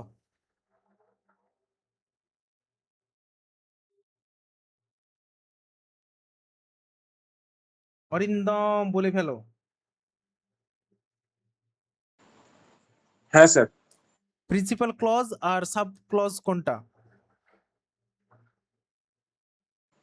স্যার প্রিন্সিপাল ক্লজ হচ্ছে দিস ইজ দ্য হাউস, আর দ্যাটটা হচ্ছে লিঙ্কার, আর ওই জ্যাক বিল্ড উইথ কেয়ারটা হচ্ছে সাবঅর্ডিনেট ক্লজ। তাহলে এটা বলছো সাব ক্লজ, এটা হচ্ছে প্রিন্সিপাল ক্লজ, তাই তো?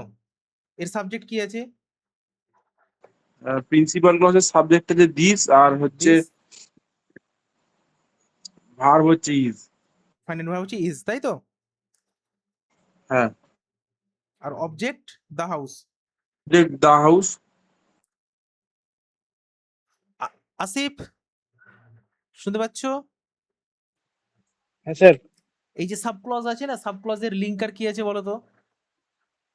That sir. That linker. আর এখানে সাবজেক্ট আছে কি? হ্যাঁ স্যার জ্যাক। Jack subject. আর কোনো ফাইনাইট ভার্ব বা অবজেক্ট কিছু বিল্ড আছে স্যার ফাইনাল ভার্ব, আর উইথ কেয়ার এটা sir other. Extra. Very good. তাহলে দেখো তোমরা ফাইনাইট ভার্ব বুঝতে, এখানে যারা প্রত্যেকে আছো, হ্যাঁ, ফাইনাইট ভার্ব, সাবজেক্ট এগুলো ধরতে পারছো তো? আর প্রিন্সিপাল আর সাবঅর্ডিনেট ক্লজটা ধরতে পারলে? কার কার সমস্যা ছিল এতদিন? এবারে দেবরঞ্জন কোথায় আছো? তুমি বলবে, ঠিক আছে?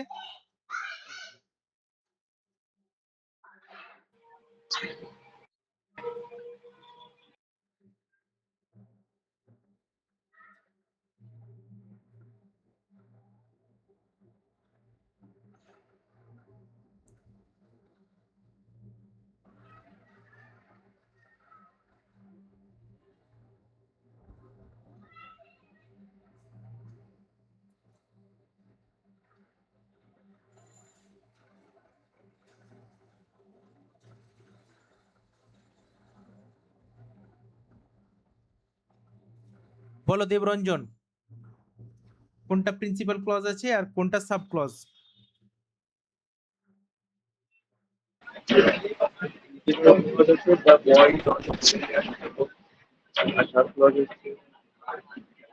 Who কোনটা can draw very well.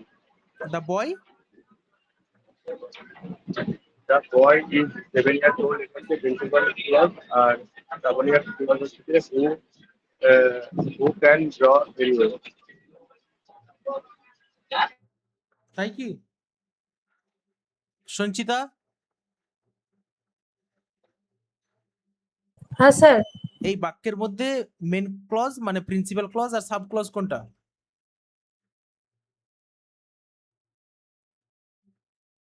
হ্যাঁ স্যার বলছি।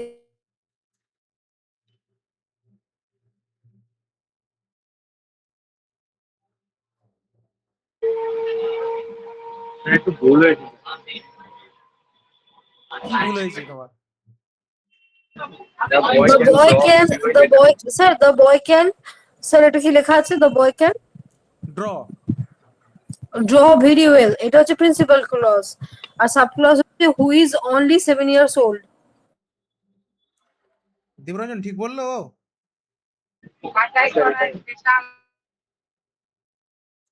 এটা বলছে principal clause R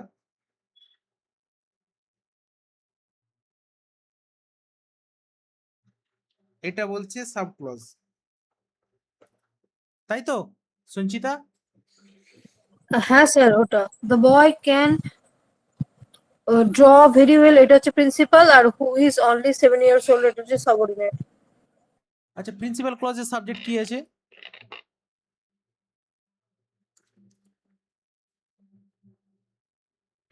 The boy. দা বয়। তাহলে একটা জিনিস খেয়াল করো, the boy can draw very well, এটাকে যদি আলাদাভাবে লিখতে যাই তাহলে একটা সম্পূর্ণ মানে প্রকাশ করছে, তাই না? তার কি আলাদাভাবে মানে এরকম মনে হচ্ছে যে না কোথাও না কোথাও অতটা মানে ভাব প্রকাশ করতে পারছে না, মনে হচ্ছে কি কোথাও? মনে হচ্ছে না? অথচ দেখো who is only 7 years old, যে মাত্র 7 বছর বয়স, মানে যার মাত্র 7 বছর বয়স, এই একটা বাক্য, এই বাক্যটাতে দেখো তুমি যদি আলাদাভাবে বসাতে যাও তাহলে কিন্তু হবে না, মানে প্রকাশ করছে না। তাহলে ফ্রেজ অ্যান্ড ক্লজ এরা কি? এরা দেখো আলাদাভাবে তোমার একটা হচ্ছে বাক্যের অংশ, মানেও প্রকাশ করছে। আর এই যে ক্লজের ক্ষেত্রে এই যে প্রিন্সিপাল ক্লজ, তাকে যদি আলাদাভাবে আমরা বের করে নিই তাহলে মানে সম্পূর্ণ প্রকাশ করছে, কিন্তু যে সাব ক্লজ সে কিন্তু নির্ভরশীল হওয়ার কারণে আলাদাভাবে মানে প্রকাশ করতে পারছে না। ক্লিয়ার হলো? দেখো তো সাব ক্লজ আর প্রিন্সিপাল ক্লজ।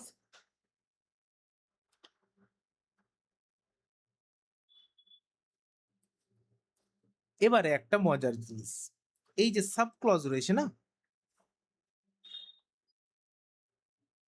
এ আবার 3 রকমের, তোমরা জানো, অনেকেই জানো 3 রকমের সাব ক্লজ আছে। কেমন স্যার? 1 নম্বর হচ্ছে নাউন ক্লজ,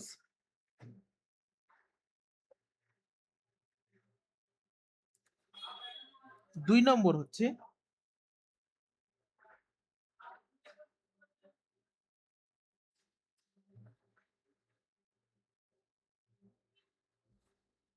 অ্যাডজেক্টিভ ক্লজ, 3 নম্বর হচ্ছে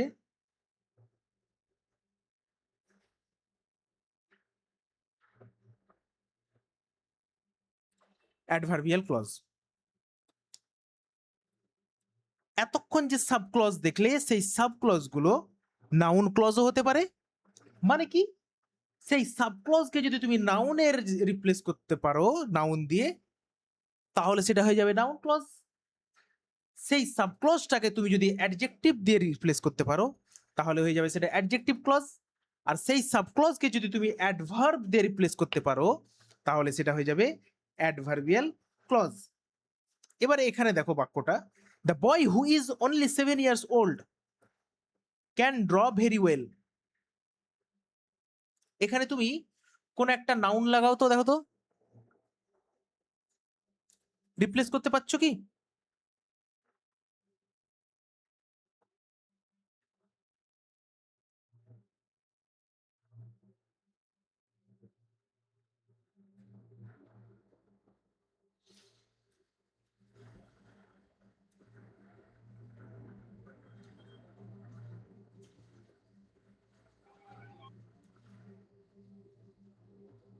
দেখো পারছো?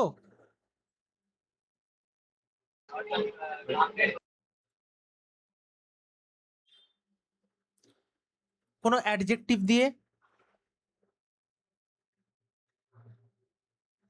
স্যার ওইটা নাউন ক্লজ তো হু বলতে তা বয়কে বোঝাচ্ছে, বয় নাউন, সেক্ষেত্রে ওটা নাউন ক্লজ। দেখো বলে।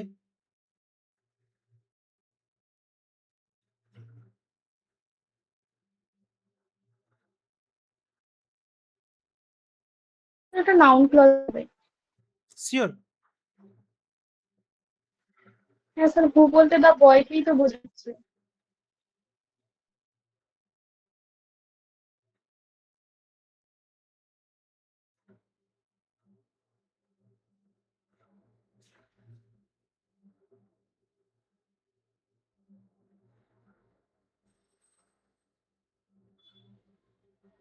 আচ্ছা, এখানে হু অনলি 7 years old, এটা বয় সম্পর্কে বলছে না? যে কিনা তার দোষ গুণ বা কিছু এরকম বোঝাচ্ছে না? মানে নাউনকে কোয়ালিফাই করছে না? একটুখানি দেখো তো। হ্যাঁ স্যার। হ্যাঁ স্যার। তাহলে যে নাউনকে বা নাউন সম্পর্কে বলে, নাউন প্রোনাউন সম্পর্কে, তাকে আমরা কি বলি? Noun clause. অ্যাডজেক্টিভ ক্লজ না? নাউন সম্পর্কে যে বলে তাকে অ্যাডজেক্টিভ বলি তো। স্যার নাউন, হ্যাঁ স্যার, নাউন আর প্রোনাউনকে কোয়ালিফাই করলে অ্যাডজেক্টিভ বলে। অ্যাডজেক্টিভ, তাহলে এখানে কি বলতো, এটা হচ্ছে অ্যাডজেক্টিভ ক্লজ বা রিলেটিভ ক্লজ, মানে রিলেটিভ ক্লজও বলা হয় এটাকে। তুমি দেখো নাউন সম্পর্কে বলছে না, the boy who, who K? The boy তো। তাহলে এই পুরো সেন্টেন্সটা দেখো নাউন সম্পর্কে বলছে। এবারে আমরা জানি যখন কোনো কিছু নাউন সম্পর্কে বলে, এক্সট্রা তথ্য দেয়, তখন সেটাকে বলা হয় নাউন বা প্রোনাউন সম্পর্কে দিলে সেটা আমরা তাকে বলি অ্যাডজেক্টিভ। তাহলে এই ক্লজটা যেহেতু পুরোপুরি নাউন কেস, নাউন সম্পর্কে বলছে, তাহলে এটা হয়ে গেল কি? নাউন ক্লজ, না সরি, অ্যাডজেক্টিভ ক্লজ। ধরতে পারলে না? পারলে না? দেখো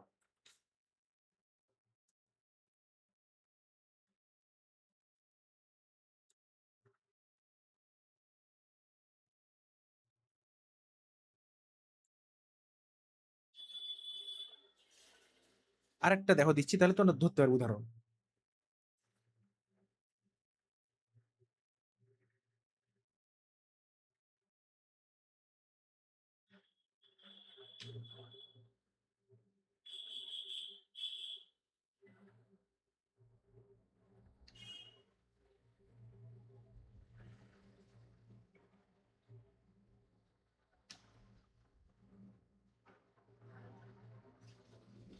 অরিন্দম বলো, what Arindam wants unknown to me. Sorry, এখানে একটা ইজ ছুটে গেছে, ইজ আননোন টু মি। এখানে না, এখানে প্রিন্সিপাল ক্লজ কি আছে আর সাব ক্লজ কি আছে অরিন্দম?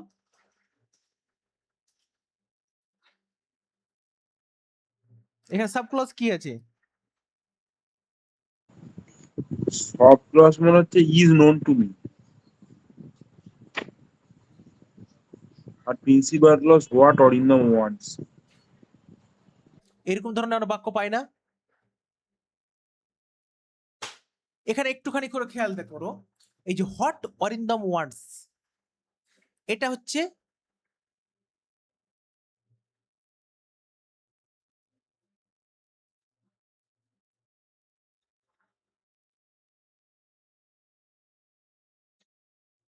Sub clause. এই সাব ক্লজটাকে তুমি কি রিপ্লেস করতে পারছো? দেখো তো নাউন দিয়ে।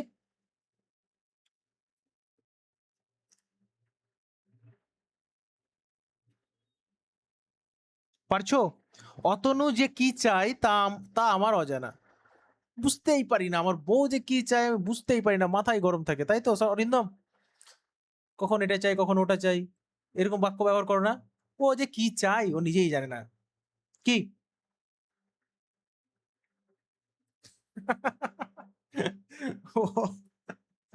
তো এইরকম ধরনের বাক্য তখন তুমি বলবে যে what my wife wants is unknown to me, বুঝে উঠতে পারি না কি যে চাই, কখন যে কি বলে। তো সেরকমই হচ্ছে ব্যাপার। তো এই যে what are in the words, এটাকে তুমি কি করতে পারো, নাউন দিয়ে রিপ্লেস করতে পারো না। My wife is unknown to me, dahlia is unknown to me, Asif is unknown to me, Kolkata is unknown to me, সব নাউন, তাই না? The Himalaya is unknown to me. হচ্ছে, দেখো তো, নাউন দিয়ে রিপ্লেস করতে পারছি, পারছি তো। তার মানে এটা কি নাউন ক্লজ।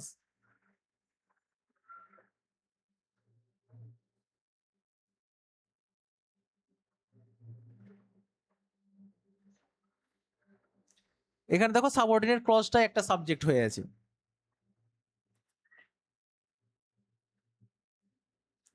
আরেকটা দিচ্ছি, হ্যাঁ, বলবে কোন ক্লজ আছে।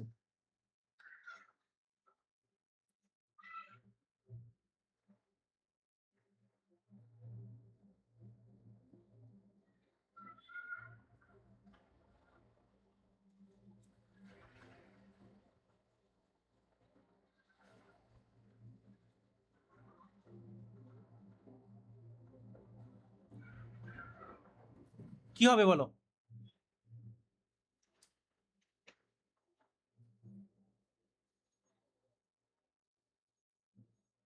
এখানে সাব ক্লজ কোনটা আছে?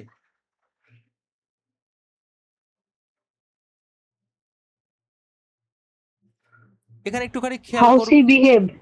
হাউ সি বিহেভস, এটা পুরোটাই দেখো পরের বাক্যটা নাউন হিসেবে কাজ করেছে না। হ্যাঁ স্যার।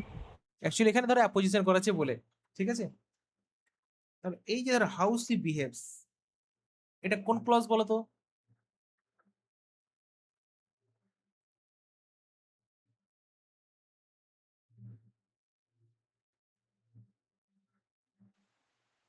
স্যার মনে হচ্ছে স্যার অ্যাডভার্ব।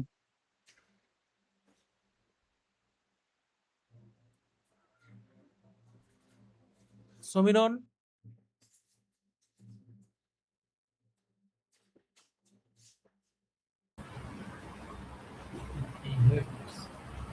অ্যাডজেক্টিভ হবে কি, নাউনের এটাকে, ব্যাপারটাকে বোঝাচ্ছে।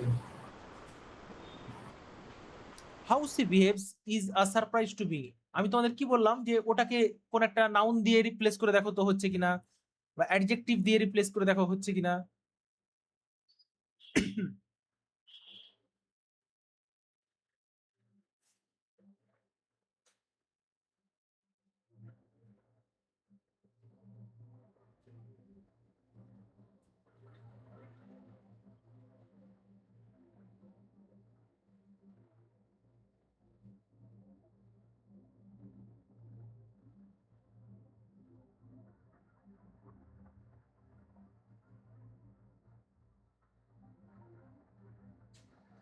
এখানে এরা নাউন ক্লজ আছে,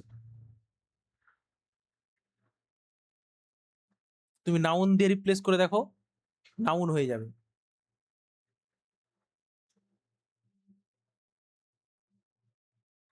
WBCS prelims is a surprise to me. WBCS prelims এটা নাউন তো নাকি?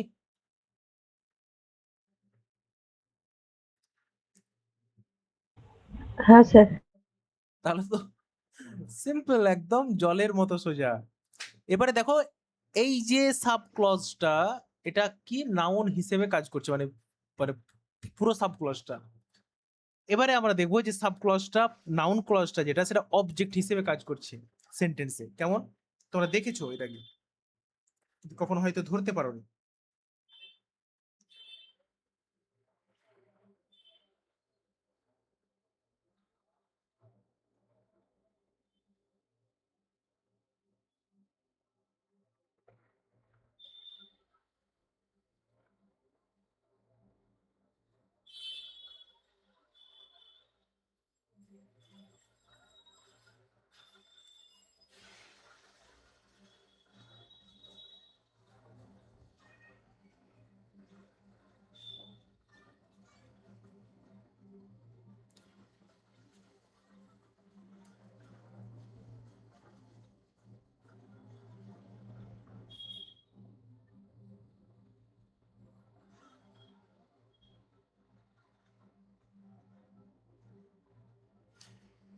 Everybody admits that Samiran is a good boy. এখানে সাব ক্লজ কোনটা আছে বলতো?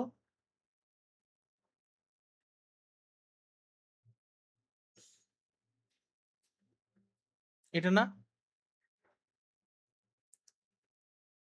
এটা হচ্ছে প্রিন্সিপাল ক্লজ, এটা হচ্ছে সাব ক্লজ। এখানে দেখো তো নাউন দিয়ে রিপ্লেস করা যাচ্ছে কিনা,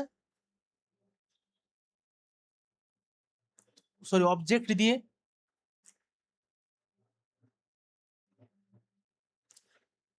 বা কোনো এভরিবডি অ্যাডমিটস হিম বা এভরিবডি অ্যাডমিটস সমীরন করা যাবে না? করা যাবে তো? তাহলে এটা যেহেতু করা যাবে তাহলে সেটা হয়ে গেল অবজেক্ট। অবজেক্ট মানে কি? নাউন।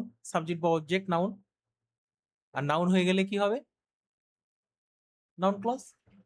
কিচ্ছু নেই, জলের মতো সোজা।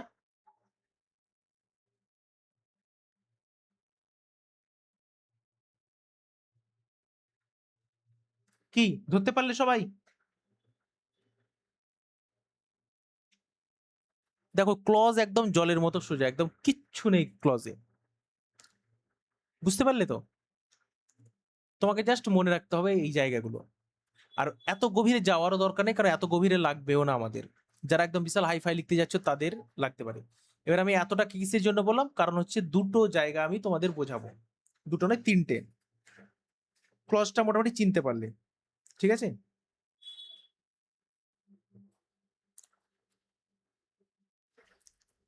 এবারে আমরা আসি, দেখো সিম্পল সেন্টেন্স।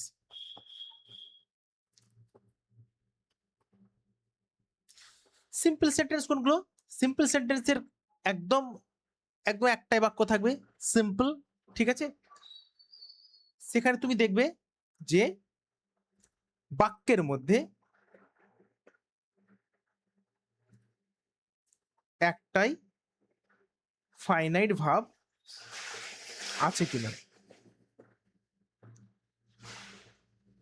Simple sentence. তারপরে আছে কি? কমপ্লেক্স।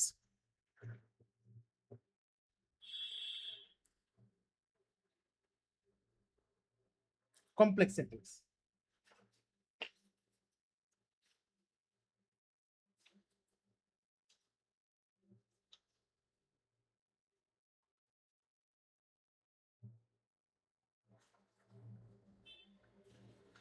কমপ্লেক্স সেন্টেন্সে কি দেখবে? কমপ্লেক্স সেন্টেন্সে দেখবে যে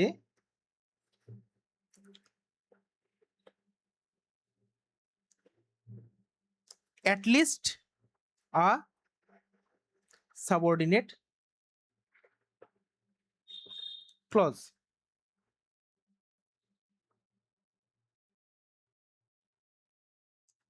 তারপরে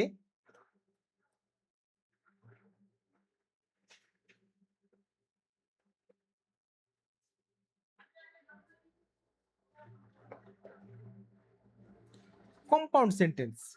কম্পাউন্ড সেন্টেন্স কি দেখে চিনবে স্যার?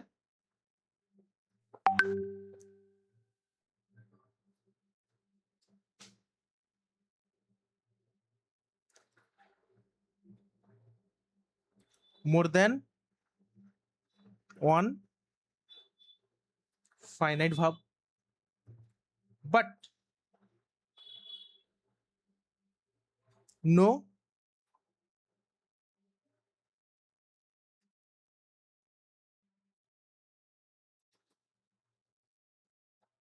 subordinate clause। কি বুঝলে? তাহলে সিম্পল সেন্টেন্সের ক্ষেত্রে কি হবে? বাক্যের মধ্যে দেখবে যে একটাই ফাইনাইট ভার্ব আছে কিনা, তাহলে সেটা সিম্পল সেন্টেন্স। তুমি যদি দেখো যে কমপ্লেক্স সেন্টেন্স, তখন দেখবে যে একটাই মাত্র অ্যাটলিস্ট আ সাবঅর্ডিনেট ক্লজ, একটা মাত্র সাবঅর্ডিনেট ক্লজ আছে কিনা। একাধিক মেন ক্লজ থাকতে পারে, তাহলে একটা যদি সাবঅর্ডিনেট ক্লজ থেকে যায় তাহলে সেটা হয়ে গেল কমপ্লেক্স সেন্টেন্স। আর কম্পাউন্ড সেন্টেন্সের ক্ষেত্রে কি? একাধিক ফাইনাইট ভার্ব থাকবে কিন্তু কোনো সাব ক্লজ থাকবে না। কি বললাম আমি আবার বলছি, দেখো সিম্পল সেন্টেন্সে একটাই ফাইনাইট ভার্ব থাকবে, কিন্তু কম্পাউন্ড সেন্টেন্সে একের বেশি ফাইনাইট ভার্ব থাকবে। তাহলে সিম্পল আর কম্পাউন্ড এর মধ্যে পার্থক্য হচ্ছে যে সিম্পলে একটাই ফাইনাইট ভার্ব থাকবে বাক্যের মধ্যে, কিন্তু কম্পাউন্ড সেন্টেন্সে একাধিক, more than one finite verb থাকবে। ক্লিয়ার? কমপ্লেক্স সেন্টেন্সে কম করে একটা সাবক্লজ থাকতে হবে, এটা শর্ত। একাধিক সাবক্লজ থাকতেই পারে, কিন্তু একটা সাবক্লাস মানে একটা সাবঅর্ডিনেট ক্লজ থাকতেই হবে। কিন্তু কমপ্লেক্স সেন্টেন্সে কোনো সাবক্লজ থাকবে না। দেখো ক্লিয়ার হলো কি হলো না? দেখো ক্লিয়ার হলো?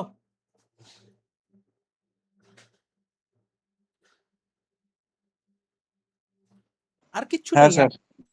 আর কিচ্ছু নেই, এই তিনটে জিনিস যদি মনে রাখো তাহলে হয়ে গেল।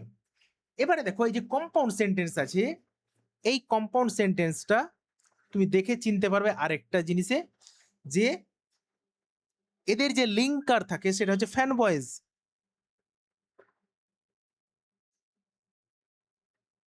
এটা মনে রাখবে। দুটো সিম্পল সেন্টেন্স মানে যারা ফাইনাইট ভাব যুক্ত আছে তারা কি করে, এই ফ্যান বয়েজ দিয়ে যুক্ত থাকে। যেমন A for, A for and, N দিয়ে নর, বি দিয়ে বাট, ও দিয়ে অর, ওয়াই দিয়ে হচ্ছে ইয়েট, আর এস দিয়ে হচ্ছে শো। দুটো সিম্পল সেন্টেন্স বা ফাইনাইট ভার্ব আছে এরকম বাক্য যখন ফ্যান বয়েজ দিয়ে যুক্ত থাকবে তারা হয়ে গেল কম্পাউন্ড সেন্টেন্স। ক্লিয়ার? আর কিচ্ছু নেই একদম। এরপরে যখন তোমাকে আমি বলবো তখন ঠিক বুঝতে পারবে। তাহলে ক্লজটাও বুঝতে পারলে আশা করছি, সেন্টেন্স সিম্পল কমপ্লেক্স কম্পাউন্ড বুঝতে পারলে। কি বলো?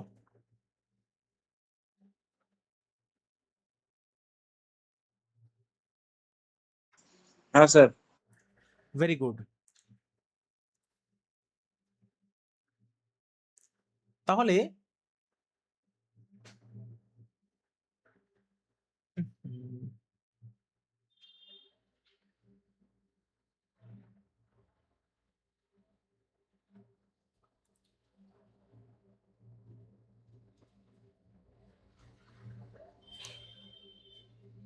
এরপরে তোমাদের আমি একটুখানি কিছু কাজ দেব, সেই কাজগুলো করে নেবে। ঠিক আছে? আদৌ তোমরা চিনতে পারলে কিনা আমি তো একটু চেক করব। তোমরা পিডিএফটা দেখবে, দেখে আমাকে জানাবে যে চিনতে পেরেছো বা পারোনি। ঠিক আছে? ক্লিয়ার হলো?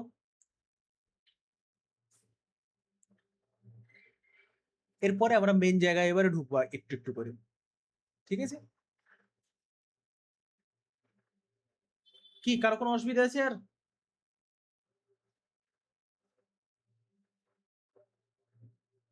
কারো কোনো অসুবিধা আছে?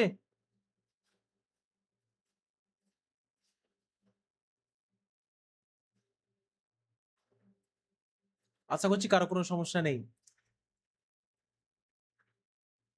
ঠিক আছে, তাহলে আজকে এই পর্যন্তই। দেখা হচ্ছে পরবর্তী ক্লাসে। কেমন? তোমাদের যে কাজটা দেবো সেটা